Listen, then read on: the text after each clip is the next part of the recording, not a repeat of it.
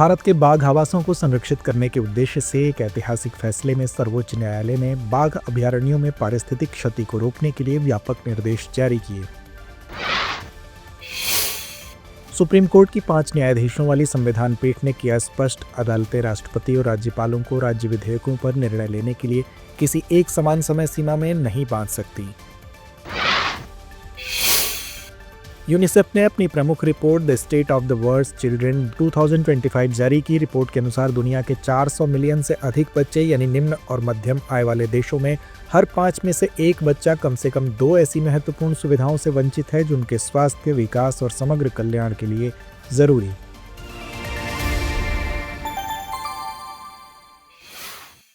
हाल ही में संवेदनशील सिलीगुड़ी गलियारे के निकट भारतीय सेना ने 3 नए गैरिसन स्थानों की स्थापना की है। नए प्रतिष्ठानों में असम के धुबरी जिले में लचित बोरफुकन सैन्य स्टेशन और बिहार के किशनगंज और पश्चिम बंगाल के चोपड़ा में सैन्य अड्डे शामिल हैं। ये सभी भारत बांग्लादेश सीमा के करीब स्थित हैं। बांग्लादेश में सत्ता परिवर्तन के बाद क्षेत्रीय गतिशीलता में बदलाव और सिलीगुड़ी गलियारे के निकट चीन की बढ़ती उपस्थिति से उत्पन्न चिंताओं के मद्देनजर इन गैरिसन स्थानों की स्थापना की गई है। बता दें कि गैरिसन स्थान वह स्थान है जहां सैनिकों की टुकड़ी स्थायी रूप से तैनात रहती है, जैसे कि एक सैन्य अड्डा, किला या शहर जिसका उपयोग उस क्षेत्र की रक्षा और सुरक्षा के लिए किया जाता है। गौरतलब है कि सिलीगुड़ी कॉरिडोर भूमि का एक संकरा विस्तार है जो लगभग 60 किलोमीटर लंबा और 17 से 22 किलोमीटर चौड़ा है। इसके संकीर्ण आकार के कारण इसे चिकन नेक कहा जाता है। नेपाल, भूटान और बांग्लादेश के बीच स्थित यह भारत और इसके पूर्वोत्तर राज्यों के बीच एकमात्र स्थल संपर्क मार्ग है। सिलीगुड़ी कॉरिडोर मुख्य भूमि भारत को पूर्वोत्तर से जोड़ने वाली एक महत्वपूर्ण जीवन रेखा के रूप में कार्य करता है। यह गलियारा अत्यंत संवेदनशील क्षेत्र में स्थित है जिसके दक्षिण में बांग्लादेश और उत्तर में चीन भूटान सीमा है, जिससे यह बाहरी खतरों के प्रति संवेदनशील है। भारत के बाघ आवासों को संरक्षित करने के उद्देश्य से एक ऐतिहासिक फैसले में सर्वोच्च न्यायालय ने बाघ अभयारण्यों में पारिस्थितिक क्षति को रोकने के लिए व्यापक निर्देश जारी किए हैं। यह निर्णय जिम कॉर्बेट टाइगर रिजर्व में अनधिकृत वृक्ष कटाई, अवैध निर्माण और धन के दुरुपयोग की रिपोर्ट सामने आने के बाद सर्वोच्च न्यायालय द्वारा स्वतः संज्ञान लेते हुए लिया गया है। न्यायालय द्वारा नियुक्त एक विशेषज्ञ समिति ने उल्लंघनों की जांच और पारिस्थितिक बहाली के लिए विस्तृत सिफारिशें प्रस्तावित की। समिति के निष्कर्षों को स्वीकार करते हुए न्यायालय ने कहा कि टाइगर सफारी हालांकि जन जागरूकता के लिए मूल्यवान है, लेकिन अक्सर यह सामूहिक वाणिज्यिक पर्यटन में बदल जाता है जो वन्यजीवों और वन पारिस्थितिक प्रणालियों के लिए हानिकारक है। इस निर्णय का उद्देश्य पारिस्थितिक पर्यटन, स्थानीय आजीविका और जैव विविधता संरक्षण के बीच संतुलन बनाना है। न्यायालय ने मुख्य या महत्वपूर्ण बाघ आवासों के अंदर बाघ सफारी पर स्पष्ट रूप से प्रतिबंध लगा दिया। साथ ही यह भी निर्देश दिया कि इन्हें केवल बफर जोन के भीतर गैर वनीय या निम्नीकृत वन भूमि पर ही स्थापित किया जा सकता है। इसके अलावा मानवीय गतिविधियों और ध्वनि प्रदूषण के कारण होने वाली गड़बड़ी को ध्यान में रखते हुए न्यायालय ने बाघ अभयारण्यों में रात्रि पर्यटन पर पूर्ण प्रतिबंध लगा दिया है। हाल ही में खाड़ी सहयोग परिषद यानी जीसीसी ने सदस्य देशों के बीच आवागमन को सुगम बनाने के लिए एक ऐतिहासिक वन स्टॉप यात्रा प्रणाली को मंजूरी दे दी है। संयुक्त अरब अमीरात और बहरीन को दिसंबर 2025 से शुरू होने वाली इस पहल के लिए चुना गया है। बता दें कि one stop travel system GCC की अनावश्यक यात्रा प्रक्रियाओं को समाप्त करने तथा सदस्य देशों के बीच मजबूत सहयोग को बढ़ावा देने की महत्वाकांक्षी पहल का हिस्सा है। इससे खाड़ी देशों के नागरिकों को आव्रजन, सीमा शुल्क और सुरक्षा जांच सहित सभी यात्रा प्रक्रियाएं एक ही चेक पॉइंट पर पूरी करने की सुविधा मिलेगी। वहीं खाड़ी सहयोग परिषद के बारे में बात करें तो यह 1981 में स्थापित एक क्षेत्रीय राजनीतिक और आर्थिक गठबंधन है। इसके सदस्य देशों में Bahrain, Kuwait, Oman, Qatar, Saudi Arabia और संयुक्त अरब अमीरात शामिल हैं। इसका उद्देश्य अपने सदस्यों के बीच आर्थिक सुरक्षा, सांस्कृतिक और सामाजिक सहयोग को बढ़ावा देना है।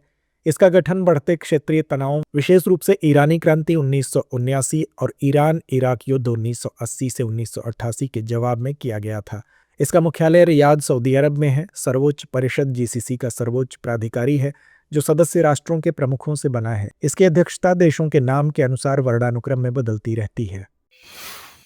हाल ही में पर्यावरण मंत्री भूपेंद्र यादव ने कहा कि भारत दिसंबर के अंत तक संयुक्त राष्ट्र को अपडेटेड जलवायु लक्ष्य प्रस्तुत करेगा। यह वक्तव्य पर्यावरण मंत्री ने COP30 में आयोजित कई देशों के वरिष्ठ मंत्रियों की बैठक में दिया। बता दें कि ब्राजील के बेलेम में COP30 शिखर सम्मेलन का आयोजन हुआ है। भारत दिसंबर के अंत तक अपने अपडेटेड राष्ट्रीय स्तर पर निर्धारित योगदान यानी NDC की घोषणा करेगा और साथ ही अपनी द्विवार्षिक पारदर्शिता रिपोर्ट यानी BTR भी जारी करेगा। दरअसल पेरिस समझौते पर हस्ताक्षर करने वाले देश के रूप में यह आवश्यक है कि भारत 2025 में एक अपडेटेड NDC जारी करे, जिसमें जीवाश्म ईंधन के उपयोग से दूर जाने तथा ऊर्जा दक्षता में सुधार लाने की दिशा में उसके स्वैच्छिक कार्यों का उल्लेख हो। यह पहली बार है जब भारत ने BTR के लिए प्रतिबद्धता जताई है। पेरिस समझौता जलवायु परिवर्तन पर संयुक्त राष्ट्र फ्रेमवर्क कन्वेंशन यानी UNFCCC के तहत विधिक रूप से बाध्यकारी वैश्विक समझौता है, जिसका अंगीकार वर्ष 2015 COP21 में किया गया था। इसका उद्देश्य तापमान को 1.5 डिग्री सेल्सियस तक सीमित रखने की महत्वाकांक्षा के साथ जलवायु परिवर्तन का शमन करना और वैश्विक तापमान को पूर्व औद्योगिक स्तर से 2 डिग्री सेल्सियस से नीचे सीमित रखना है। इसने क्योटो प्रोटोकॉल का स्थान लिया, जो जलवायु परिवर्तन के शमन हेतु एक पूर्व समझौता था। सुप्रीम कोर्ट की 5 न्यायाधीशों वाली संविधान पीठ ने स्पष्ट किया कि अदालतें राष्ट्रपति और राज्यपालों को राज्य विधेयकों पर निर्णय लेने के लिए किसी एक समान समय सीमा में नहीं बांध सकती। कोर्ट ने कहा कि ऐसा करना न्यायपालिका के अधिकारों में हस्तक्षेप होगा और यह शक्ति विभाजन जैसे संविधान के मूल सिद्धांत के विपरीत है। मुख्य न्यायाधीश BR गवई, मुख्य न्यायाधीश नमित सूर्यकांत तथा न्यायमूर्ति विक्रमनाथ, PS नरसिम्हा और AS चंदोरकर की पीठ ने कहा कि अदालत द्वारा निर्धारित समय सीमा समाप्त होने पर विधेयक को स्वीकृत मान लिया जाए, जैसी व्यवस्था संवैधानिक ढांचे के खिलाफ होगी। साथ ही कोर्ट ने यह भी स्पष्ट किया कि राष्ट्रपति और राज्यपाल विधेयकों पर अनिश्चितकालीन चुप्पी नहीं साध सकते। राज्य विधानसभाओं द्वारा पारित जन कल्याणकारी विधेयकों को जानबूझकर लंबित रखना जनता की इच्छा को बाधित करने जैसा माना जाएगा। गौरतलब है कि 111 पन्नों की यह राय किसी एक न्यायाधीश द्वारा नहीं लिखी गई, बल्कि इसे अदालत की राय के रूप में प्रस्तुत किया गया, जो इस मामले की गंभीरता और सामूहिक निर्णय प्रक्रिया को दर्शाता है। राष्ट्रीय दिव्यांगजन रोजगार संवर्धन केंद्र यानी NCPADP द्वारा 2023 से 25 के बीच किए गए एक राष्ट्रव्यापी सर्वे में चौंकाने वाले तथ्य सामने आए हैं। 34 राज्यों और केंद्र शासित प्रदेशों में 5,000 से अधिक दिव्यांग व्यक्तियों पर किए गए इस अध्ययन में पाया गया कि 80% दिव्यांगजन के पास कोई स्वास्थ्य बीमा नहीं है और बीमा के लिए आवेदन करने वाले 53% लोगों को बिना किसी स्पष्ट कारण के ही अस्वीकार कर दिया जाता है। NCPEDP के कार्यकारी निदेशक अरमान अली ने कहा कि यह रिपोर्ट 16 करोड़ दिव्यांग भारतीयों को सार्वजनिक और निजी दोनों स्वास्थ्य बीमा योजनाओं में समान अवसर न मिलने की गंभीर चुनौतियों को उजागर करती है। संवैधानिक अधिकारों IRDAI के निर्देशों और दिव्यांगजन अधिकार अधिनियम 2016 के बावजूद दिव्यांग व्यक्तियों को भेदभावपूर्ण अंडरराइटिंग, महंगे प्रीमियम, कठिन डिजिटल प्लेटफॉर्म और योजनाओं की जानकारी की कमी जैसी बाधाओं का सामना करना पड़ता है। रिपोर्ट बताती है कि विशेष रूप से ऑटिज्म, मानसिक सामाजिक विकलांगता, बौद्धिक विकलांगता और थैलेसीमिया जैसी स्थितियों वाले व्यक्तियों को बीमा अस्वीकृति की दर सबसे अधिक है। एक राष्ट्रीय गोलमेज बैठक में NCPEDP ने inclusive health coverage for all श्वेत पत्र भी जारी किया।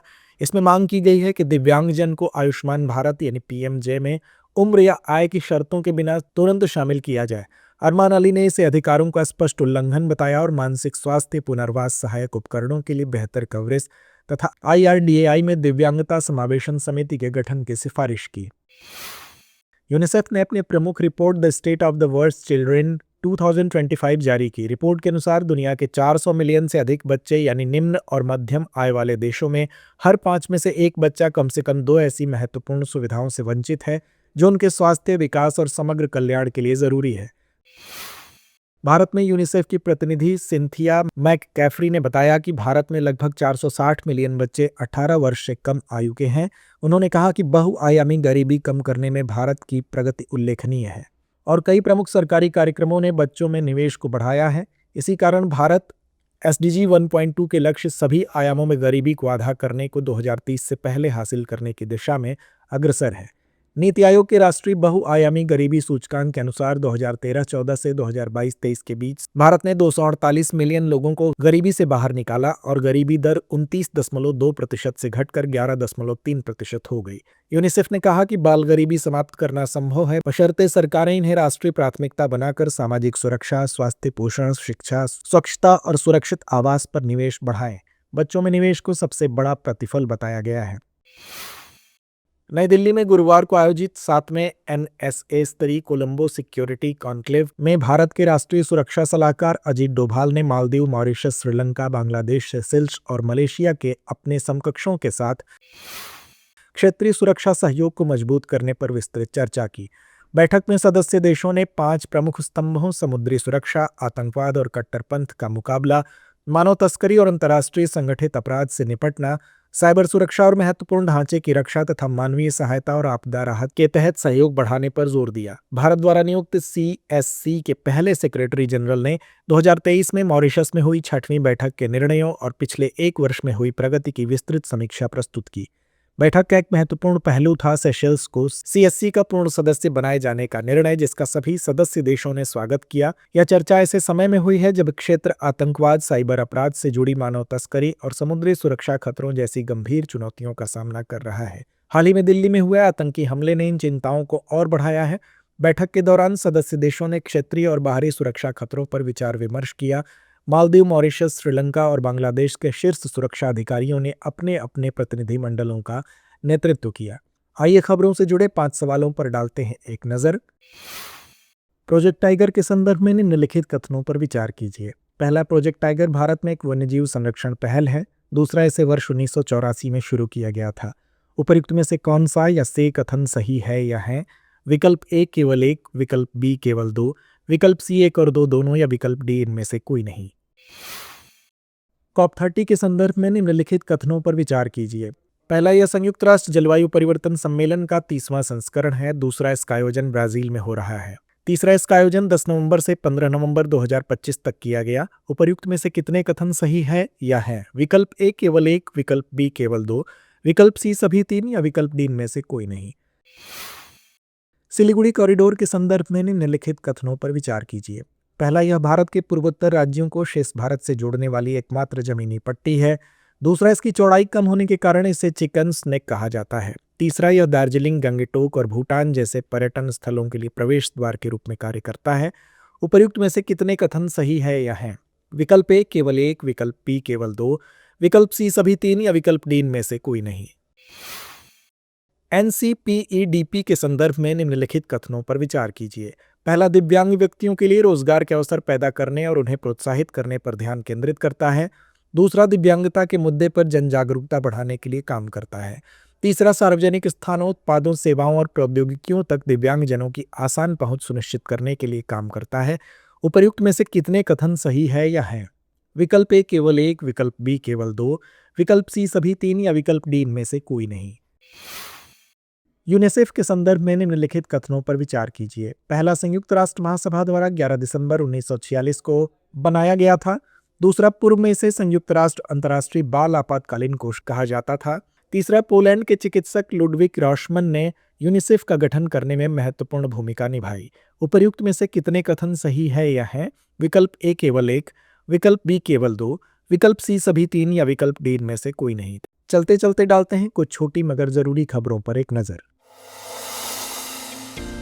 हाल ही में राजस्थान में जैसलमेर के रामगढ़ में दुर्लभ एशियाई कैराकल देखा गया है। यह एक मध्यम आकार की जंगली बिल्ली प्रजाति है। कैराकल को अक्सर रेगिस्तानी लिन के रूप में संदर्भित किया जाता है। हालांकि वे अफ्रीकी सुनहरी बिल्ली और सरवल से अधिक निकटता से संबंधित हैं। भारत में इसे सिया गोश कहा जाता है। यह अफ्रीका, मध्य एशिया, मध्य पूर्व, उत्तर पश्चिमी भारत और पाकिस्तान के शुष्क क्षेत्रों का मूल निवासी है। भारत में उनकी संख्या घटकर अनुमानतः 50 रह गई है। इसे IUCN रेड लिस्ट के तहत सबसे कम चिंताजनक के रूप में वर्गीकृत किया गया है।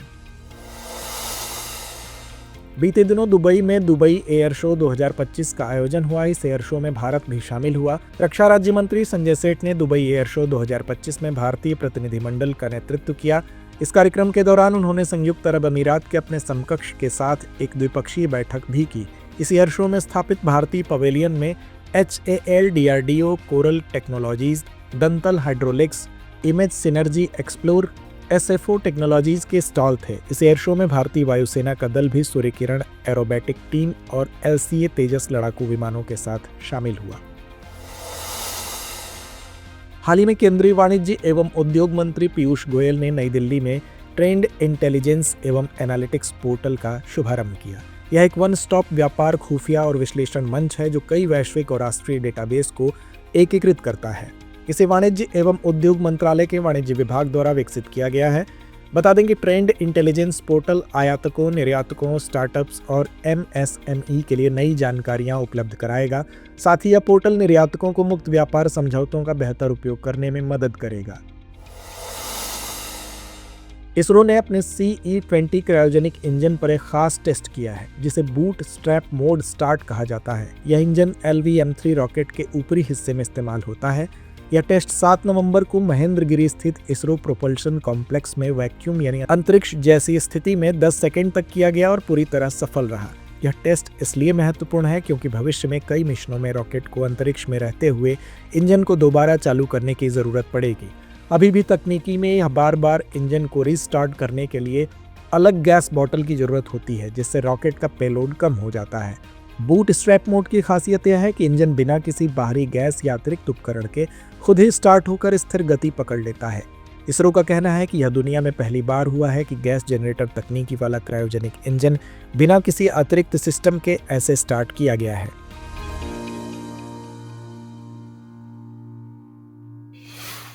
प्रिय व्यूअर्स, हमारी टीम कोशिश करती है कि आपको दी गई खबरों में एक भी गलती ना हो, लेकिन यदि किसी सोर्स या ह्यूमन एरर की वजह से ऐसी गलती हो जाती है तो इस वीडियो के कमेंट बॉक्स में उस गलती को सुधार कर पिन कर दिया जाता है।